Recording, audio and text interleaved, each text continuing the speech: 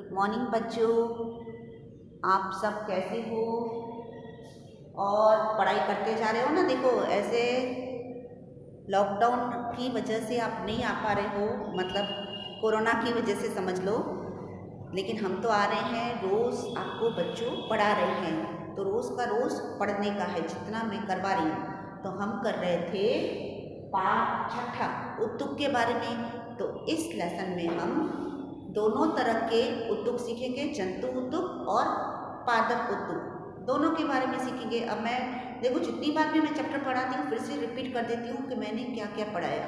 मैंने पढ़ाया उत्तुक के दो प्रकार, विभज्योतक और स्थायी उत्तुक। स्थायी उत्तुक के भी कितने प्रकार बताए? दो, सरल और जटिल।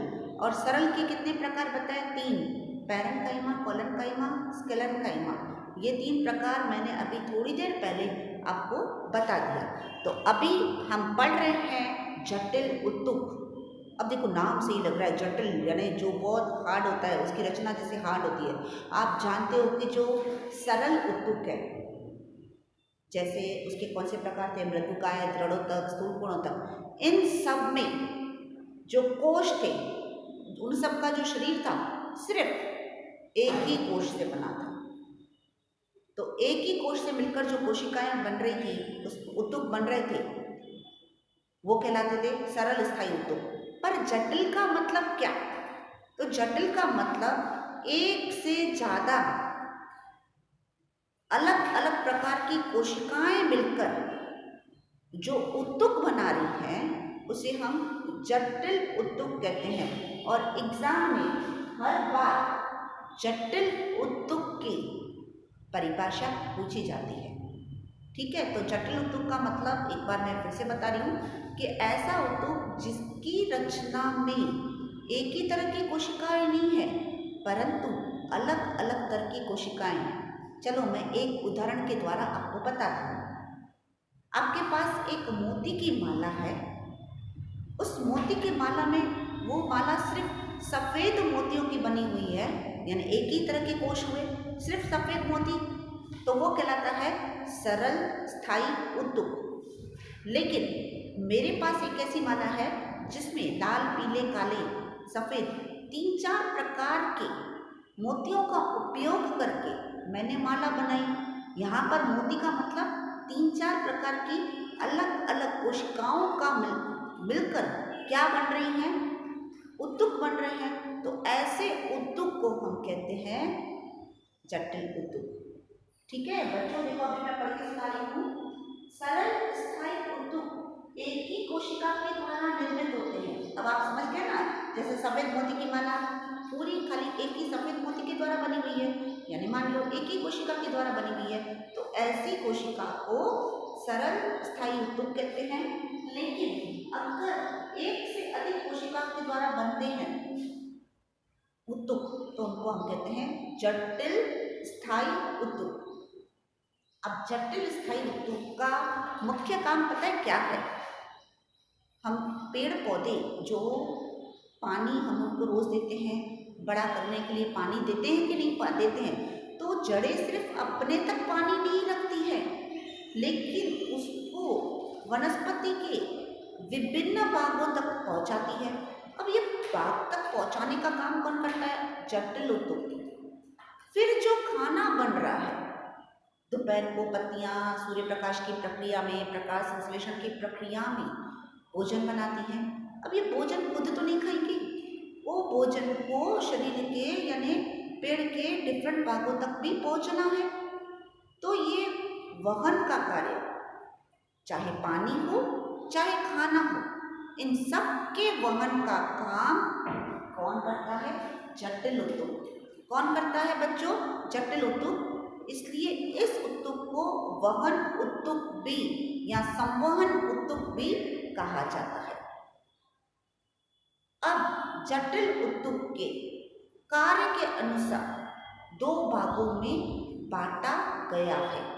पहला भाग है जाइलम, या उसका हिंदी में नाम करें तो हमारा नाम आता है जल, ज से जाइलम, जल वाहक उत्तुक।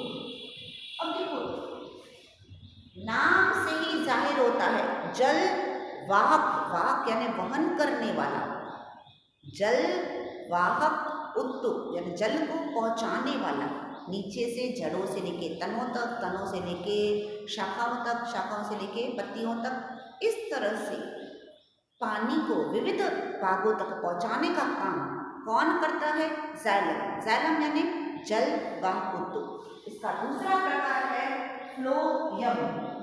फ्लोयम का मतलब होता है अन्न वाहक उत्तुक।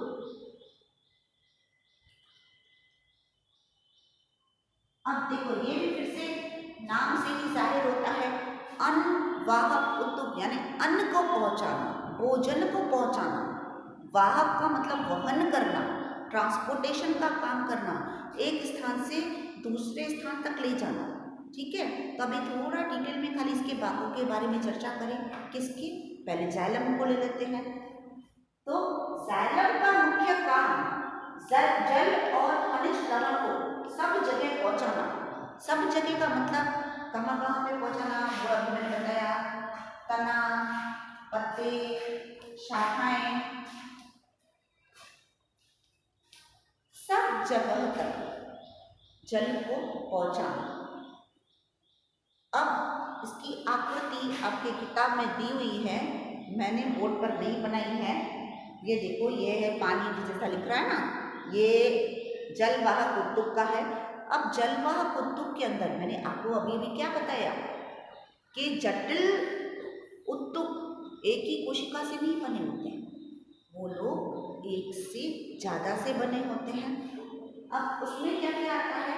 वाहिका, वाहनिका, जाइलम पैरेन्काइमा यानी जाइलम मृदुकाय, जाइलम फाइबर। अब ये सब अलग अलग कोशिकाओं के हैं। ठीक है, ये सब मिलकर क्या काम करते हैं? जो वाहिका है, ट्रैकेड इंग्लिश में इधर लिखा हुआ है, जो कि इधर दिया हुआ है, मेन जल का वहन करना। जैसे आपके घर में नीचे पानी की टंकी होती है, उसको ऊपर ले जाना है तो ये पाइपलाइन बनी होती है ना, तो वो क्या करती है? जल का वहन, जल का ट्रांसपोर्ट यहाँ से वहाँ तक लेके जाना। ठीक है, तो ये देखो, ये है पहला है वाहिका का, ये चित्र दिया हुआ है। देखो इसके अंदर नली जैसा आकार होता है, ये छिद्र होते हैं, बराबर। वाहिका दिख रहा है आपको, अंदर छिद्र होते हैं, बिल्कुल आपने देखा होगा, बहुत पतले पतले पतले छिद्र होते हैं जो हमें दिखाई नहीं देते। आपको मेन नाम याद रखना है। आपको पूछा जाता है जाइलम का क्या कार्य है, तो आप कहोगे कि जाइलम का कार्य है जल को पहुंचाना, जल का वहन करना, खनिज लवणों का वहन करना। ठीक है, तो वाहिका का काम भी जल का वहन करना। जाइलम पैरेन्काइमा का क्या काम है? भोजन का संग्रह करना। जाइलम फाइबर का नाम क्या काम है? सहारा प्रदान करना, पौधे को मजबूती देना, सहारा देना। तो अब आप समझ गए बच्चों, जाइलम के कितने भाग हैं? 4। वाहनी, वाहिका, वाहनिका, वाहिका, वाहनिका, जाइलम फाइबर, जाइलम मृदु तत्वों या जाइलम पैरेन्काइमा आप कह सकते हो। ठीक है बच्चों, समझ में आ गया? तो जल को कहाँ से कहाँ ले जाना है? नीचे से ऊपर, जड़ों से लेके विविध भागों तक सब जगह जल पहुंच गया। किसकी मदद से? जटिल उत्तक के जाइलम की वजह से। अब पानी तो पहुंच गया, अभी क्या बनेगा? खाना बनेगा। अब खाना कौन बनाएगा? खाना बनाएंगे पत्तियां। अब खाना खाली वो थोड़ी खाएंगी, उसको विविध भागों तक जो पहुंचाने में, वहन करने में जो मदद कर रहे हैं, उसका नाम है फ्लोयम। बच्चों उसका नाम क्या है?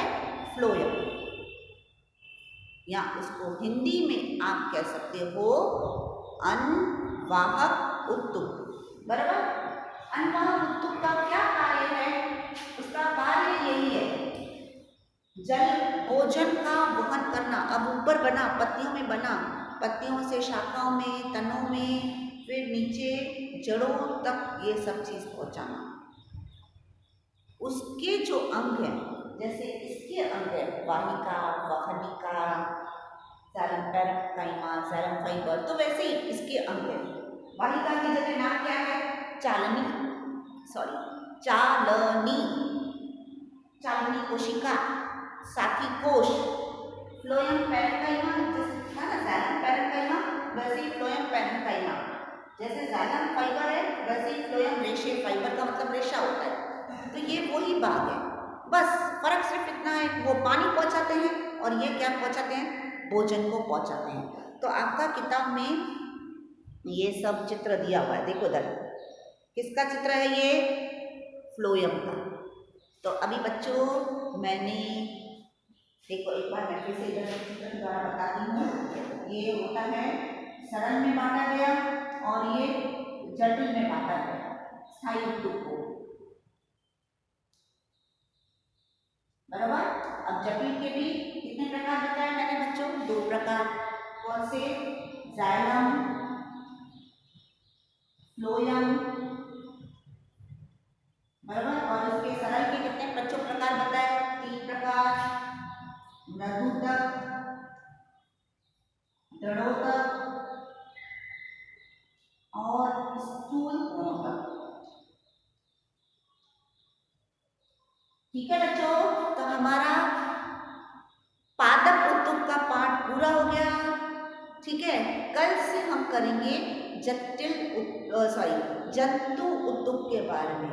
ठीक है बच्चों, अभी आप पढ़ते रहना, ऐसा नहीं कि पढ़ो ही नहीं, जितना भी मैं पढ़ा रही हूँ करते रहना और यूनिट टेस्ट की कॉपी परसों तक पहुँचा देना। चलो बच्चों, अपना ख्याल रखना, बाय बाय, टेक